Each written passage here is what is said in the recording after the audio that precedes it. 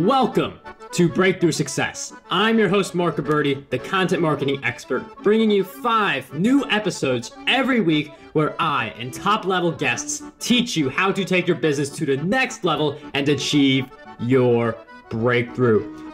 Hello, Breakthrough Success listeners. I just wanted you all to know before the episode actually starts, I've been working a little bit behind the scenes to give you something really special. So a while ago, I wrote my book, Content Marketing Secrets, which helps people create, promote, and optimize their content for growth and revenue. And I just put the finishing touches together to offer that for free to anyone who is interested. So if you want your free copy of Content Marketing Secrets, all you have to do is head over to markgabberty.com/book. Now, let's jump right into the episode. One of the things we have to do to grow our businesses is attract prospects, have a lot of relationships, being able to build those relationships, and getting some of those prospects to become clients.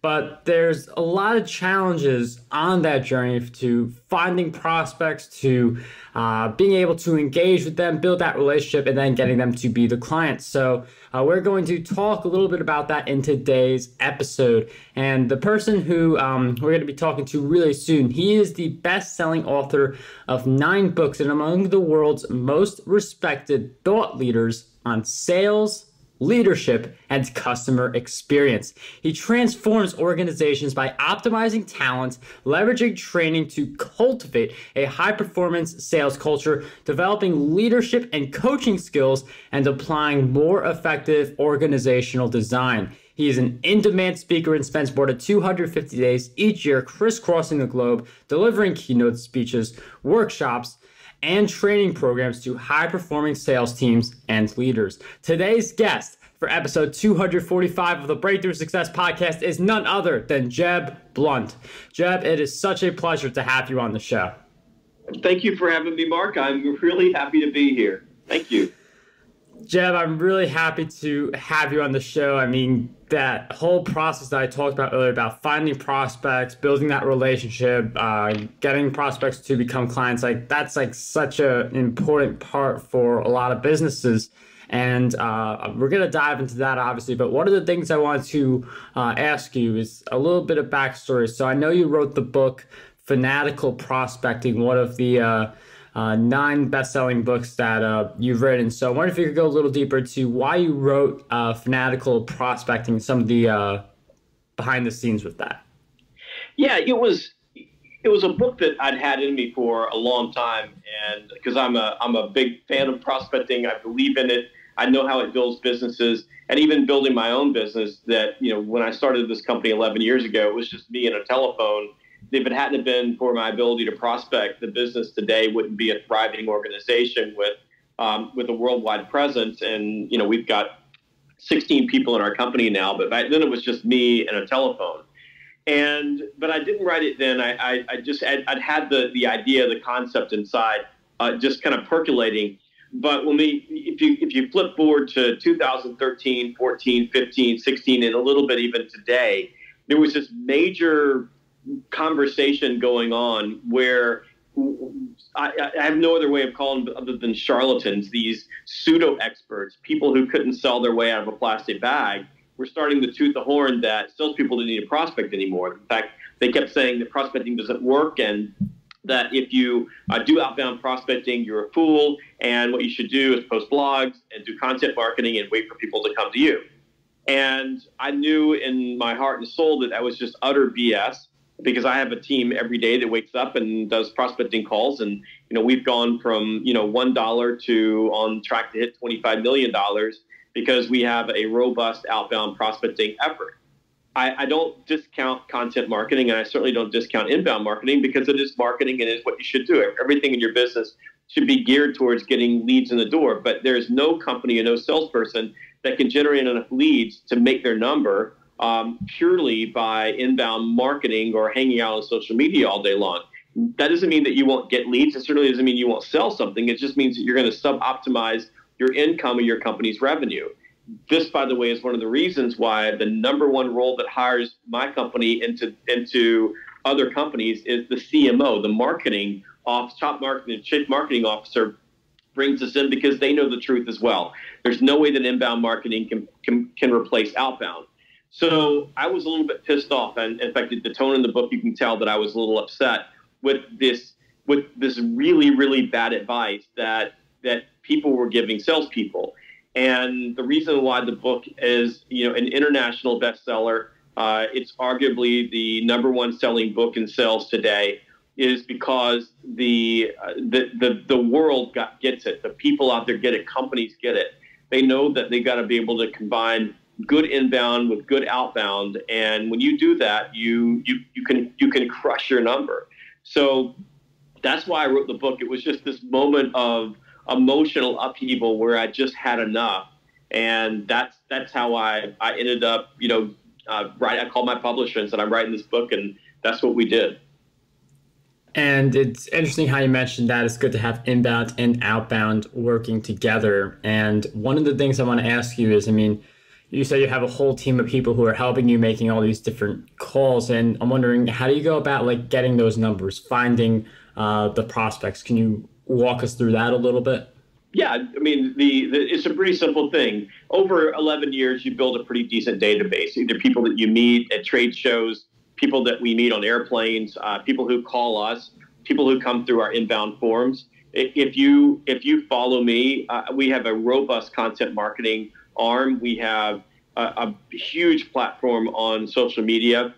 Salesgravy.com, my website, has got massive amount of content. In all of those places, people come to us. We spend a ton of money on advertising, and that's I'm not arguing it's one thing better than the other. I don't play zero-sum games with sales or marketing, because everything works in its own way. It's all about probability. So we do all of that. Plus, there's this really amazing thing called Google, and you can Google people and find folks. And we use a lot of Google alerts. For example, we sell sales training and sales acceleration solutions. So we have a Google alert, for example, when a new vice president gets hired to a company. We have a Google alert set up for that, and when that comes in, every day we get it 3 times a day. We pick up the phone and we call them. We just call the company and ask for the person. We also use a tool called Zoom Info that I absolutely love. It's fantastic. It's right in our CRM. We use Salesforce as our CRM. So if we get a Google alert in and we can't immediately find the person, we will put their information. We'll just type the information in on Salesforce, and Zoom Info finds the information and pulls it up for us. And of course, there's social media. We use LinkedIn extensively. It's a fantastic tool. I argue that LinkedIn is the best tool for sales that was created since the telephone. If you look at a couple of big changes for salespeople, the car, the phone, the internet, and LinkedIn, really big opportunities for salespeople to connect with people in a different way. And we followed that through with Instagram and Facebook and YouTube and Twitter and our podcast. You have a podcast. You know how powerful a podcast can be for connecting with people. And I write books, so I've got 9 books out there. Most salespeople can't write 9 books, and that makes the phone ring as well. So it's in Fanatical Prospecting, we talk about balanced prospecting. It's balanced for us across prospecting, both cold calling, pure cold calling, getting people in who have raised their hand, inbound leads that we call, and pure marketing, pure advertising, and all of the above approach with all of those leads. So even with prospecting, we're telephone, text messaging, email. We do in-person work. We ask for referrals. We use social media. So there's not a single source of leads. It's an always on focus on generating as many leads as we possibly can, and then qualifying those leads and making sure the very best leads end up in our long-term list in our database, because those become our prospects for a year from now, 2 years, 3 years from now. And you mentioned LinkedIn as being right there with radio and telephone and all the big things that salespeople have been able to use to reach out to more people and get more prospects. Can you go a little deeper into how you use LinkedIn and what your strategy there looks like? Yeah, I wouldn't say that I have some, overarching LinkedIn strategy. In the book, I talk about, why salespeople need to use social media, and it's a combination of making sure that your LinkedIn page is a great representation of you. So there's tons of resources. You can go to YouTube, type it in. I've got a course at Sales Grade that you can take on it, but you'll find a bunch of good opinions on how to structure your LinkedIn page. So first you focus on your personal branding. Then it's connecting with the right people. So in my world, because of what I do and because I have an international audience, I just connect with everybody. So if you come to me and ask for a connection, I'm going to connect with you because everybody is a consumer of my products, my services. And, we get hired to do keynotes and training all the time because an individual salesperson on LinkedIn found us. And this happened to us this week. Found me on LinkedIn, said, I wish you could come keynote our meeting, and then made an introduction, a warm introduction to the person planning the meeting, who immediately said, let's talk. And that happened on LinkedIn. And that was because I posted a video and this person commented on the video. And then I sent them a direct message and said, it'd be really great if we could talk to you guys. Let me hook you up with my salesperson who handles that part of our business. And that's how that worked. So part of it, you got to be sharing content. Content, creates, creates presence. People see you, and there's two ways to share content. You can create your own content. I'm a content creator, so I make a lot of content, or you can curate content. You can grab content from different places. I'm also a content curator, so I use SalesGravy as our platform. But if you're a salesperson, you can pull content from your website, your own company website. If you're a marketer listening to this, you can provide content for your folks that can be insightful content. You can pull it from different people. You can go to SalesGravy. A lot of people come to SalesGravy and share content there. But every time you share content, you get a little bit of juice from sharing that content, whether you create it or someone else creates it. And I'm not expecting most salespeople are going to be out there blogging and shooting videos all the time. It's a rare group of people that are able to sustain that type of content creation.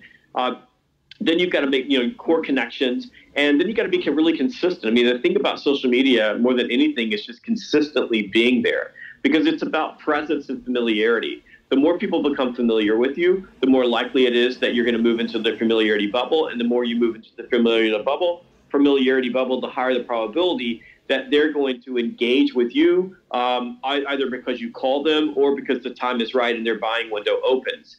So I don't have some deep-seated, written down on the board type of social media strategy, other than I'm super consistent. I work my connections. I try to pay attention to everything I possibly can.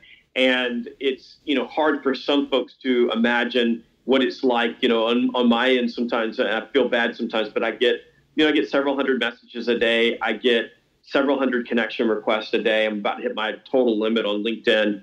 And there's a lot of dialogue going on all the time. It is a stream of consciousness that really takes a lot of work, especially in my world. But for most people, it takes a lot of work. And I even see it with my own salespeople who just get worn out with the pace of social media and managing it every single day. But if you follow the 5 C's that are in Fanatical Prospecting, that'll give you a pretty good platform to work off of. But I want to say this again.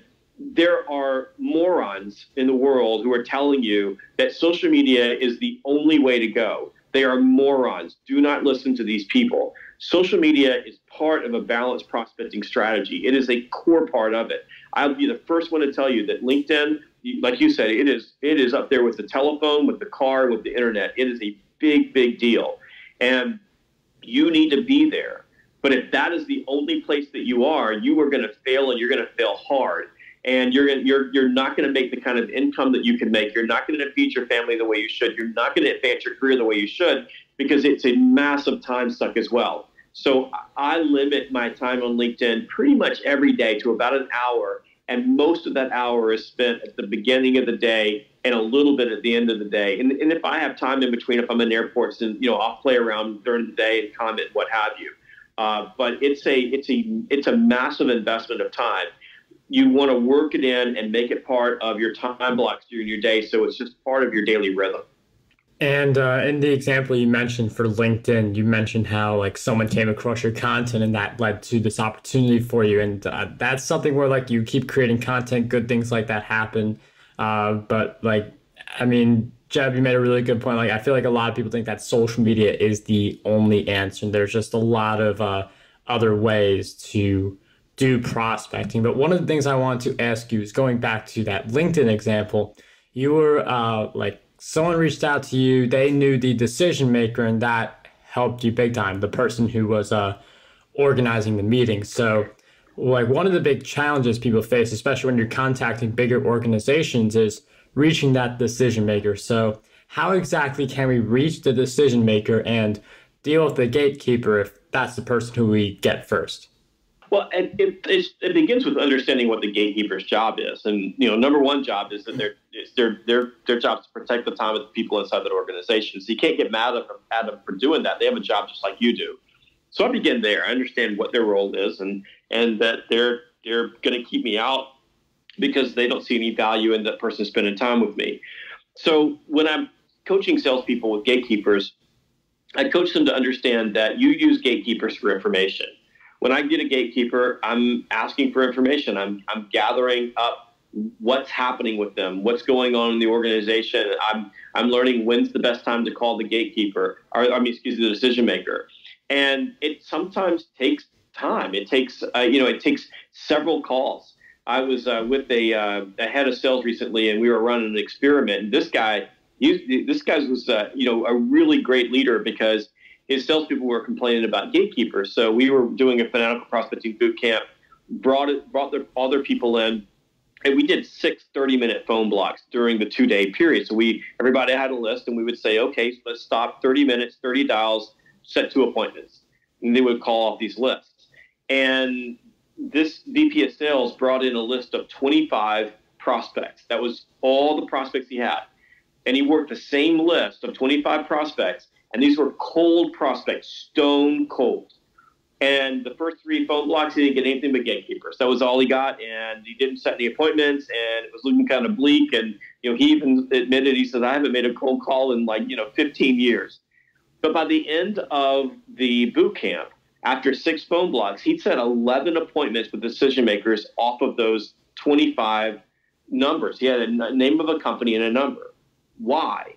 Well, because over that period of time, he gathered information from the gatekeepers. He made some friends.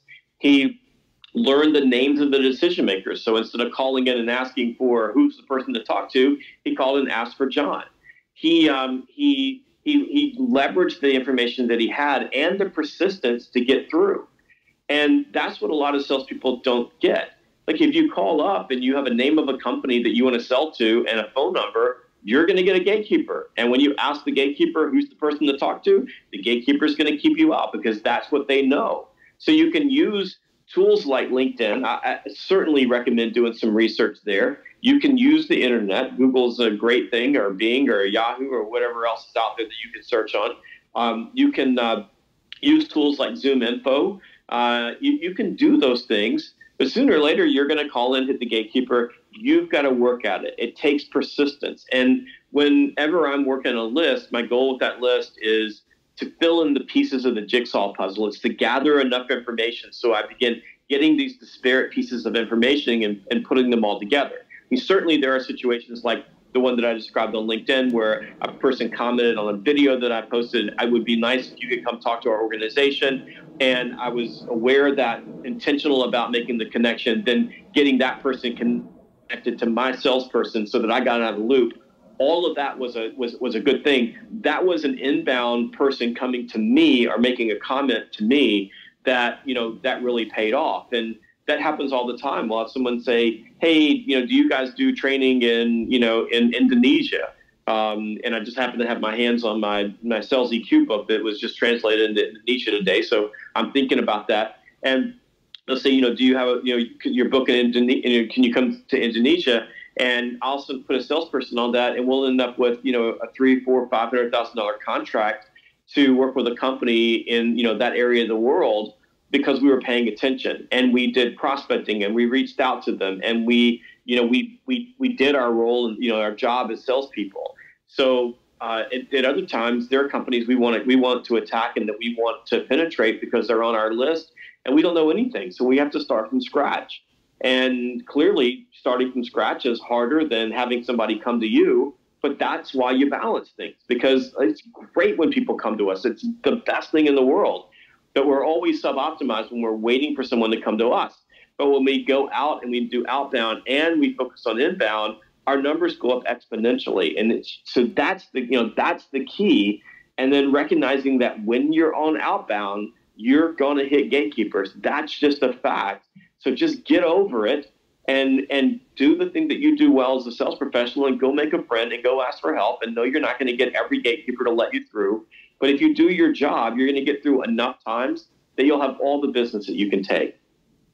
And I'm like hearing you share your insights. I mean, I'm starting to get a little idea of like what the fanatical prospector mindset looks like. And I'm hearing a lot about persistence. I'm hearing a lot about inbound, but also a focus on outbound as well. And I'm wondering, what else do you believe makes up that mindset of a fanatical prospector? Well, I think it's a mindset of freedom. It's a mindset of independence. It's a mindset of taking your fate into your own hands. The fanatical prospector knows with faith that if they prospect a little bit every day, if they constantly focus on the pipe, that amazing things are going to happen. The fanatical prospecting mindset knows that when you do these things and you do them consistently, you don't have to sit around and whine about this doesn't work or this lead's bad or nobody's answering the phone today or everybody's being rude to me. You don't do that. You know through experience, through faith, through your persistence that persistence always wins. That by carrying around a pocket full of business cards with you and talking to people everywhere you go and picking up the phone and calling and blocking your time, that is going to make you a lot of money. And it's pretty simple for me, because if you go to any organization anywhere and you look at their top salespeople, look at them, look at what they do. They are fanatical prospectors. They don't all prospect exactly the same way.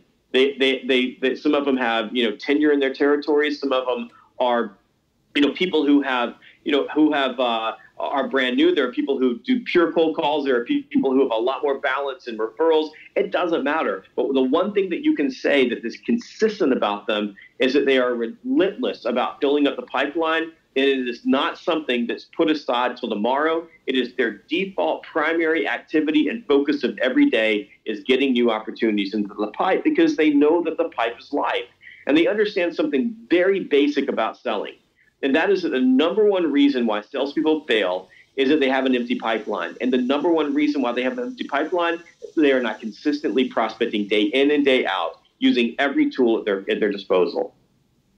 And you mentioned using every tool. And again, we go back to that inbound and outbound, but you also mentioned that you're a content creator and you are engaging with people on LinkedIn for an hour a day. And I'm wondering, how do you balance all that? How do you balance the interacting with people on LinkedIn, the inbound with the outbound, making calls, and with the content creation as well?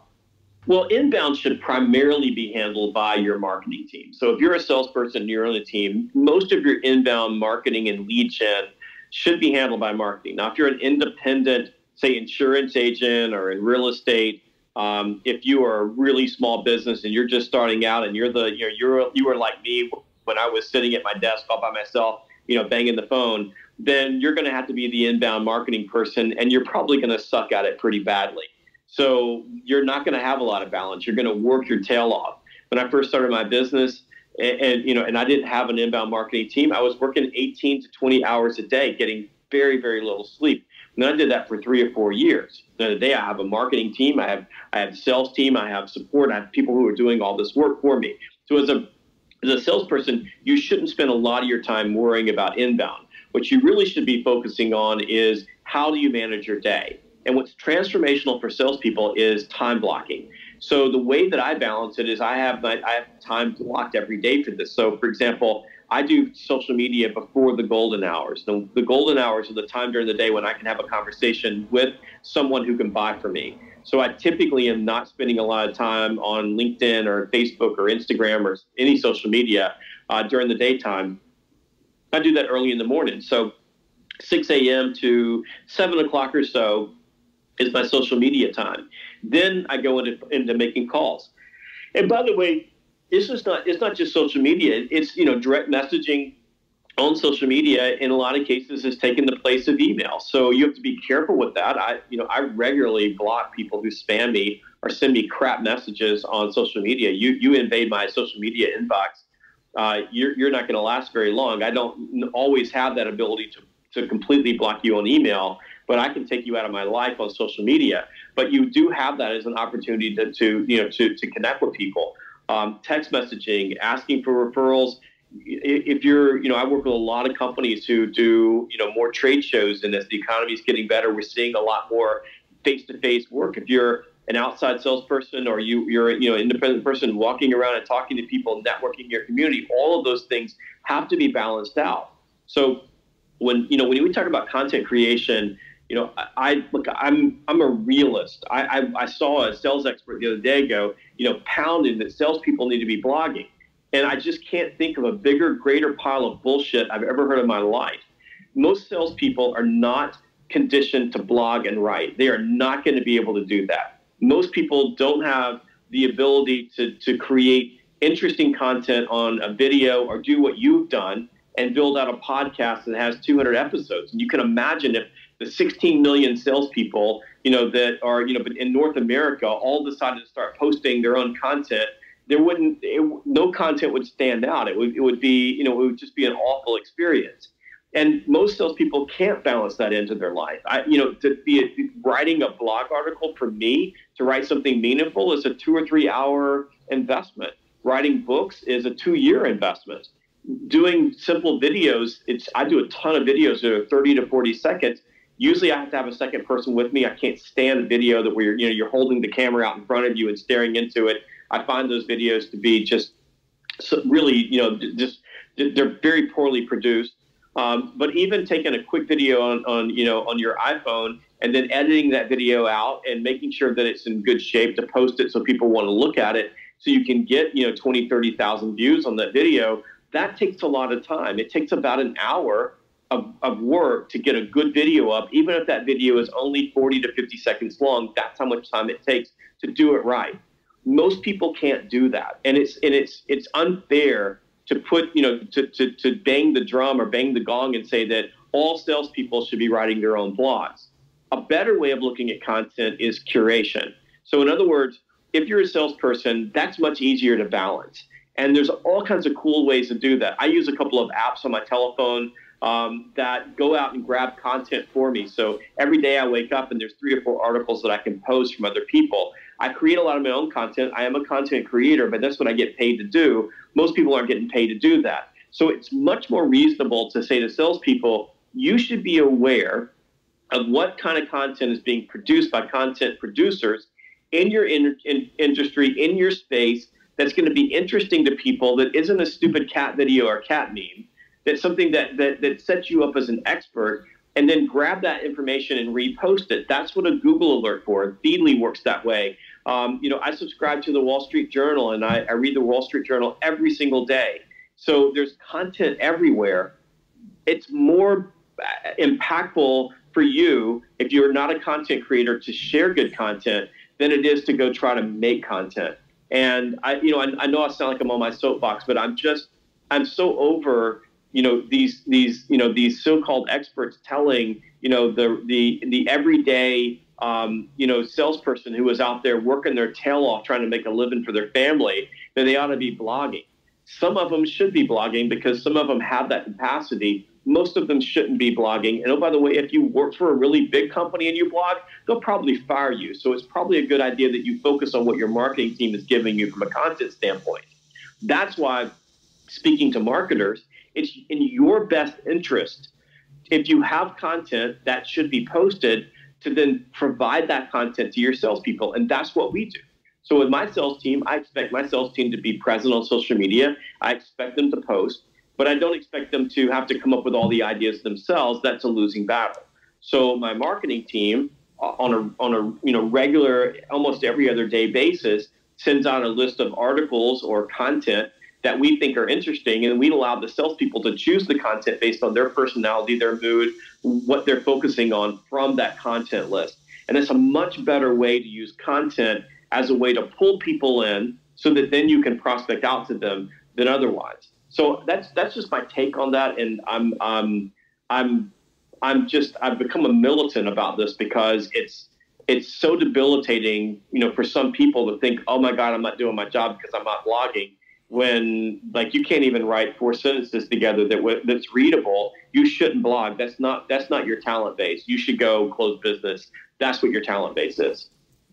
And I really like how like for some people blogging is their thing, for other people blogging is not their thing, and as Jeb pointed out, focusing on your talent base. And I feel like just doing that can really help you with like being able to shatter through any of the sales slumps you have and not feeling like you're being held back or anything like that. One of the things I do want to ask you about is you mentioned you come out with like just 40 to 50-second videos, and I'm wondering, how do you do that, provide value, and also like tell people like where they can find you on the web and other things like that?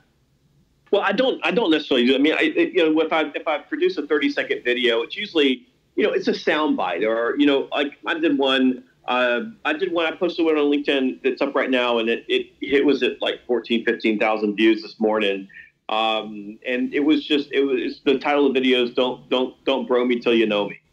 And it was a simple video. I shot it in my hotel room. I was at the Fairmont in San Francisco, and I had gotten a couple of emails in a LinkedIn message, and then I'd gotten a phone call from a person that I didn't know that's in my space, an author, and all of them had called me bro. Like they'd started off with bro. And I'm like, man, that is really bad, because I'm part of me, I'm from the South, so I'm used to a little bit of respect, right? But I'm like, this is bad. So I did a short video. I think the whole video was 48 seconds. Don't bro me till you know me. I did that. Then I edited it out, and at the end of that video, I dropped a image of my book Sales EQ in it, which is relevant to the message, and then I put it on my LinkedIn channel. So I posted on YouTube, and I post them in different places. So I'm not posting. I do post videos that are 15 minutes long. I post some that are 2 minutes long. But I'm on the road all the time. I spend almost, like last year, I spent 306 nights in a hotel room. So most of the time I'm traveling. Sometimes, and Mark, you'll probably get a kick out of this. I mean, sometimes I'm like walking down the street and I have an idea, and I'll see a person stand there and I'll go, hey, could you hold my camera for a second and shoot a quick video for me? And like they'll look at me and I'm going, seriously, just hold it, okay? And I'm going to talk into it. Now I may mess up, so I may get you to take 2 takes on this baby. And and they'll do it for me, and they'll sit there and hold my video for me, so I don't look like the schmuck that's holding a video up in front of him. I got short arms, so like my whole head takes up the video. I'm standing someplace and they can see my hands and they can see, my body movement, and I'll shoot those videos. And when I have my video crew with me, now I'm in a different animal than everybody else. We have a sound studio that we built specifically for videos. It's a separate building behind our office. It's a big old studio, and we're adding onto the studio because we shoot some professional video there. I have my own video crew that travels with me a lot. And a lot of times, if we've got time, we'll shoot 20 short videos that are, 30 seconds to 2 minutes long. And we'll just create a list of subjects, and we'll just riff on those subjects. And we'll do it until we've got it tight and we've got it worked out. Well, I mean, think about it. How many people can afford to have a video crew follow you around all the time? Most people can't do that. So I use everything that I can. Sometimes I've got my email address and my website address on there. Most of the time, at least I have my logo on the video, and sometimes I don't. If I were a salesperson and I was shooting short videos like that, there's so many cool little editing tools out there that you can get these days. That all you do is you create those graphics in advance and you just pop them onto or blend them into your video, so you have that there. Sometimes if you've got enough time, and this takes a little bit of time, you can create, the little captions below, each video. I did that for a while, and we quit doing it because it was just so time intensive to get it done and do it right. But there's, goes back to content creation. How do I know those tools? Man, I'm always looking, always on the lookout for new tools, new technology. I've probably got, $10,000 worth of technology and, just hardware in my studio right now that I haven't used or used once and I didn't like it. But I've got, another $50,000 worth of equipment that I've used that when I tested it out, I really loved it and I kept using it. It gives us an edge. So video is fantastic. And I think that video, I'm glad you mentioned that, for salespeople is a great way to enhance your prospecting. So for example, if you send an email, you can drop a video into your email. There's a number of services that allow you to do that. But I mean, these days, if you have a Vimeo account, just pop the video on Vimeo and they can link to the video. You shoot a short video, you can put it in as an MP4 and it doesn't take up that much space. You can use services like BombBomb. They're a really good group over there. They work primarily in the real estate industry, but they've got a really nice platform that allows you to attach a video to an email. So then we start thinking about prospecting. You think about it like this. So you're I'm on LinkedIn and you comment on something and I say, well, I would like to talk to this person. I shoot you over an email and say, I'd love to talk to you. Then I look you up on Zoom Info and grab your contact information. I call you. You don't answer the phone, so I leave you a voicemail. And because I have your email, because Zoom Info gave me that information as well, I plug your email in to my email browser, shoot a short video on my camera, do just a tad bit of editing with that, which I do believe you should do editing. I think that it's important that you don't just send something raw. So you do that, and then I push send, and I send you a video of me. And I think it's really, really powerful way to prospect. And but it doesn't happen a lot, Mark, because people are afraid of the camera. I mean, they're afraid of being, of being videoed. And the only way that you're going to get unafraid and get good at being videoed is to shoot a lot of video, which most of your early video is going to suck, and you're just going to have to get over it. And then you get better and better and better. And that's why, I can go on the street, in a city. I did this in New York City recently, and I'm like, hey, dude, could you shoot this video for me? And people will do it for you, and I can knock it out in a couple of takes because I've done hundreds of them. So I'm better at it than when I first started doing it, where I would probably have been embarrassed to do that because I suck so bad at it. And I really like that idea of getting public with the content creation. As you mentioned, creating some video in New York City. I'm wondering, for some people, I find this a little bit with myself. I'm really good at creating content from a private standpoint, but when you get public, deep into a city, it's a different kind of mindset, a different kind of experience. So how can we get better at being able to create our content in the public? That's a great question, and you're exactly right. You get really self-aware, right, when you're sitting in a city and you're shooting a video. And I do it in hotel lobbies all the time. And what you have to realize is that nobody is paying attention to you. Truly, people do not give a flying rat's ass about you. They're paying attention to everything that's happening in their life. You're the only person there that's self-conscious. No one else is.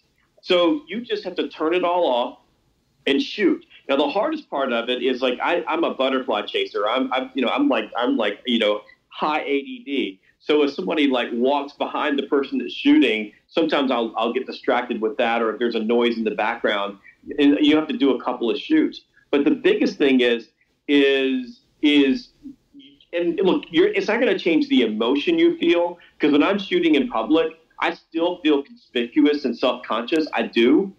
But you have to just recognize, and you keep telling yourself, nobody is paying attention to you. Nobody cares what you're saying. Nobody is listening to you. They are listening to themselves. And one other thing that I tell myself, this is my go-to especially when I'm shooting video or audio in public. Because I do, podcasts, and I love audio, although I do a lot more video because I can shoot video and I can leverage that video on, say, YouTube, and then I can pull just the audio portion out of that and leverage that as an audio, broadcast on my podcast. So I'm a big fan of leveraging content in all kinds of different ways.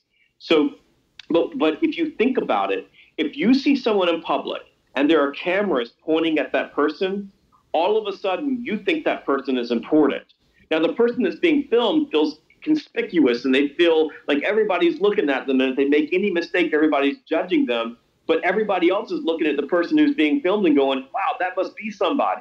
Especially if you got like when I have my camera guy with me, and we're mic'd up, and he's got his I think he shoots on the Canon 300. When he's got that going, people are like, who are you? Who's that guy? Who's that guy? What's that person is? So it makes you look better.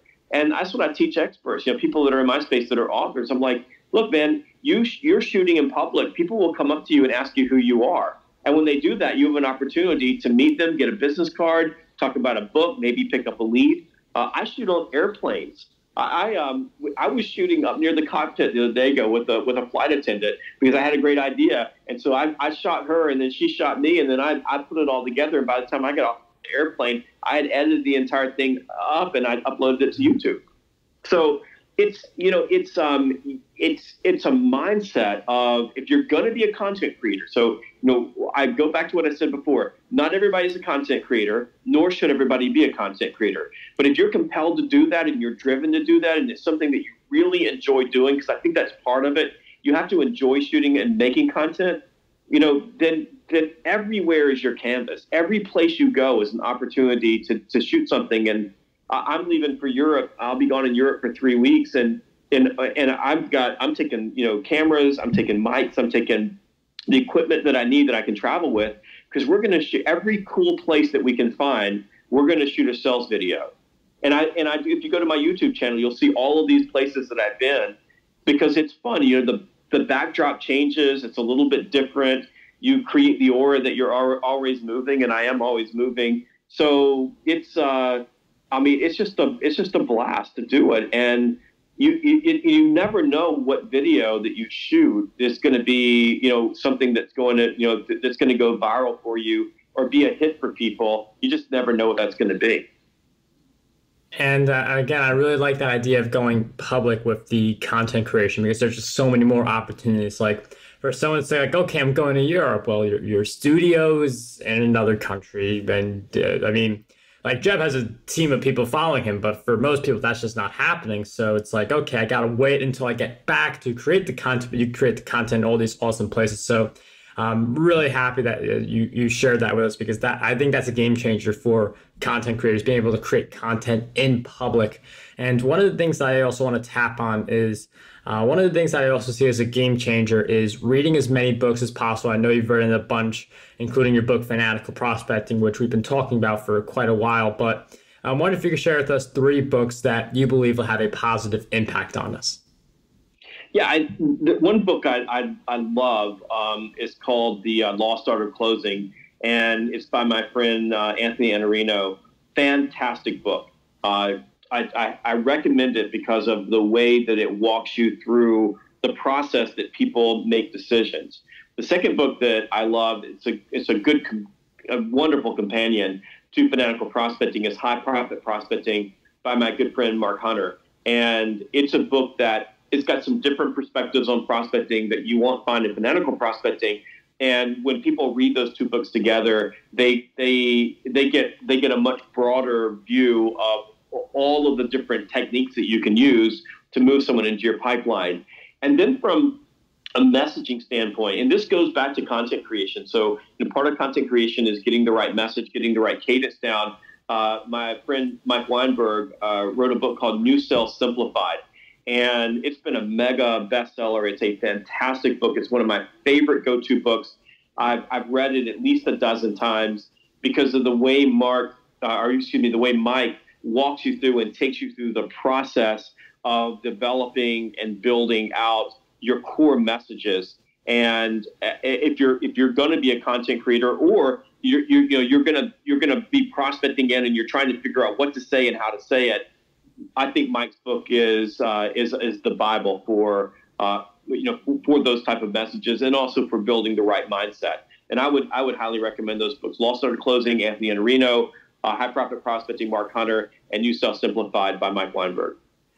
Jeb, thank you for sharing off those great book recommendations. Those will all be in the show notes, marketability.com/E245. Anthony was actually a guest on the Breakthrough Success podcast a while back, so we'll actually include the link to that episode in the show notes as well. And we'll also throw in content marketing secrets, which you can get for free at marketability.com/book. Just pay for the shipping. But before we wrap up this episode, Jeb, I've asked you several questions throughout our time together, but what do you believe is one question that we need to be asking ourselves more often?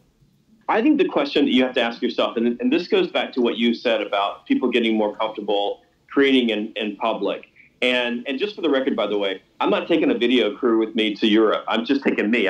My video guys they're not that lucky, right? I'm taking an iPhone and a microphone, a lav mic that I picked up off of Amazon. I'm just taking that, and the person that's traveling with me is going to be my tripod. That's it. So it's as simple as that. And the question that I have that you should be asking yourself is, how bad do you want it? So if you're a content creator and you want to get your content out there, how bad do you want to do that? Because if you want it bad enough, you'll get over yourself and you'll go out in public and you'll do those things. You won't be a perfectionist. If you're a salesperson and you want to get fill up your pipeline, then you'll do the hard work that you have to do in prospecting to do that. So if you ask that question of yourself every time you wake up, each time you wake up in the morning, or every time you doubt yourself, or every time you're in a situation and you think, wow, this is going to be hard. If you just ask that one question, how bad do I want this? If you can answer that question, then you'll know whether or not it's something you should do or something that you should ditch in your life and go get something else to focus on. Jeb, thank you for sharing with us that great question, all the great insights throughout our time together. If you guys want to learn more about Jeb, get his book, Fanatical Prospecting. He also has a lot of other books available on Amazon, a bunch of other places. You can learn more about that and him as well at his site, jebblount.com, JEBBLOUNT.com. But Jeb, I can't thank you enough for taking the time to come on Breakthrough Success and sharing all of your great insights with us. Thank you, Mark. I appreciate you having me on. How does over 100 retweets per day sound to you? My free ebook, 27 Ways to Get More Retweets on Twitter, has you covered. I use the methods within this ebook to get over 10,000 retweets every single quarter. To learn